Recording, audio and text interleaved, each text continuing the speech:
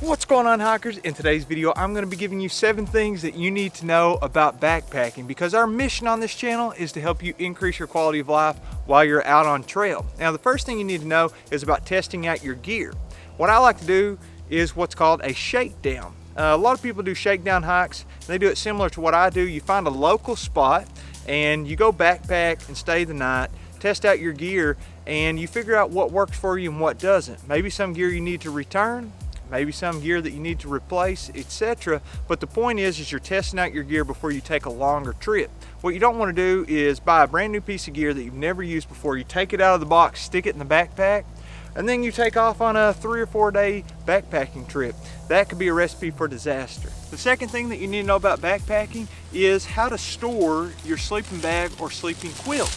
Now, what I have here is basically like a mesh laundry bag. This came with this sleeping bag, which is a Nemo Disco 15-degree sleeping bag. If you've watched my channel for a while, you've probably seen this a bunch of times. If you want to check it out, I'll link it and the gear that we talked about today in the description below.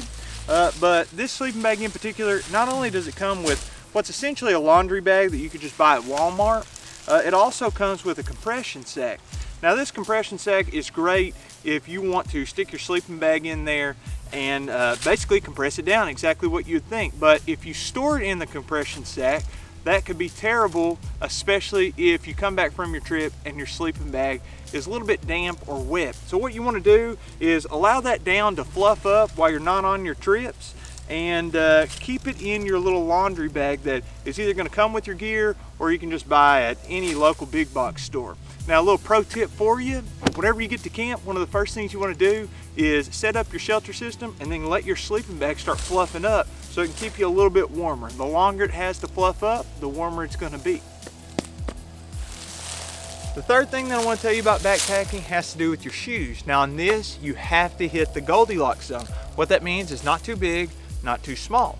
You might go to the store and buy a shoe that would fit you on a normal day, but after you walk 10 miles and your feet are swelled up, it feels like it's squeezing your foot. So maybe size up, but don't go too big, because what can happen is your toes will slide forward and hit the front of your shoe. You'll lose some toenails, especially the more downhill you go, the more that's going to happen.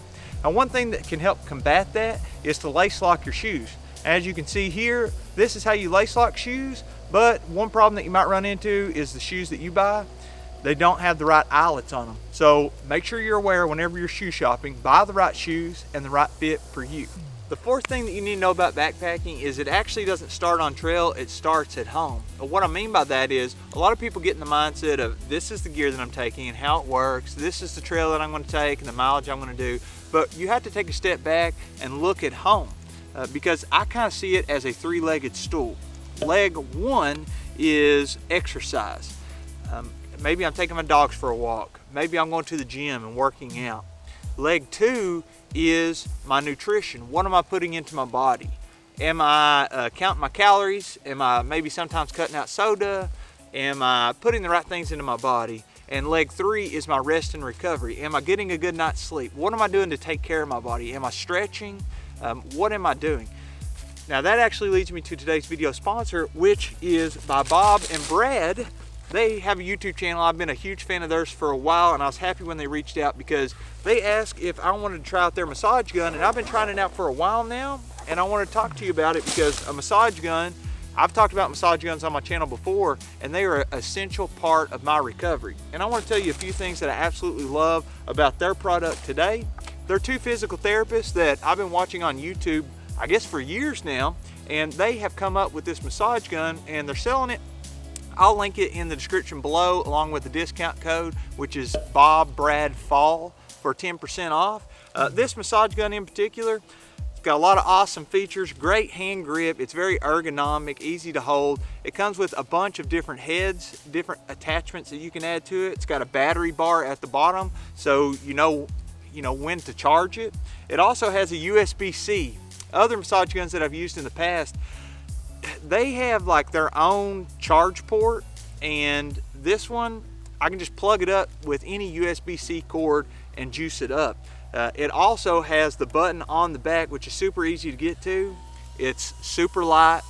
It's very quiet, as you can hear. The decibel levels are like in the 50s, which is crazy compared to other massage guns. and it has 5 different levels of how much massage that you just want to get, because this thing will pound away and help your muscles relax and release and get rid of a lot of that tension and help them recover. It also comes with this awesome carrying case. So if you want to leave it in your vehicle after trips, you can take it with you, or like I've went to basketball tournaments and actually seen people take massage guns, and this makes it super easy to carry. Works out great. So a huge thank you to Bob and Brad. Keep doing what you're doing. Keep also putting out great content using your physical therapist knowledge, and make sure y'all check them out and click that link in the description and buy yourself a massage gun and take care of your body. What am I doing, you may ask? Well, I'm telling you the next thing you need to know about backpacking, which is you don't want to go to Walmart or some outdoor store and buy one of those bulky orange or whatever color they are heavy trowels. You don't want to take those. Take something like this. This is the Dirt Diggler 8-inch version by Apex Giant. It also has a little 6-inch mark on here because you want to dig at least a 6-inch hole whenever you are digging your cat hole to poop in. Another good alternative is the Deuce of Spades. Both of these are very inexpensive. They're going to be comparable to what you could buy at one of those big box stores. They fit perfectly because they are very minimal inside of my little poop kit bag that's made by Hilltop Packs, and they're helping me save quite a bit of weight. The 6th thing you need to know about backpacking is terrain is a huge deal. Now where I'm currently standing here in Kentucky is 1,043 feet above sea level. If I'm planning a trip out west, maybe I'm going to hit the Rocky Mountains, I could hit a point that's 10,000 feet or higher. It's going to be a lot harder for me to breathe. There's a lot less oxygen, and I'm going to have to climb up that hill. So don't just look at the altitude whenever you're planning your trips. You also have to look at what's the elevation profile. How many hills am I climbing? Am I ascending? Am I descending? Is there going to be water there? Your terrain has so many different elements to it, and make sure whenever you're planning out your trip, you consider all of those factors. That could be the difference between life and death, or just a good time and a terrible time whenever you're out on your trip. The 7th thing you need to know about backpacking is waterproof doesn't exactly mean waterproof. Now the jacket I'm wearing I've had for a few years, and it has kind of lost some of its waterproofness over time, but even when I first purchased it, the longer you're out there in the rain, the more it will kind of seep through, and the longer you have a jacket, it doesn't really matter how nice it is, it's going to lose some of its waterproofness.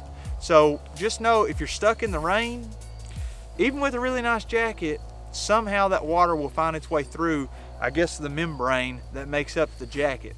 One thing you can do to help restore some of that waterproofness is use products like Nick Wax. I think they have a spray or a detergent that you can kind of wash your waterproof clothes with to restore some of those properties. I want you to share in the comments below, what other things do people need to know about backpacking? Also, check out this video so you can avoid some stupid hiking and backpacking mistakes that other people or myself have made. If you've enjoyed the video, give me one of these, subscribe to the channel, and hit the notification bell for the latest notifications.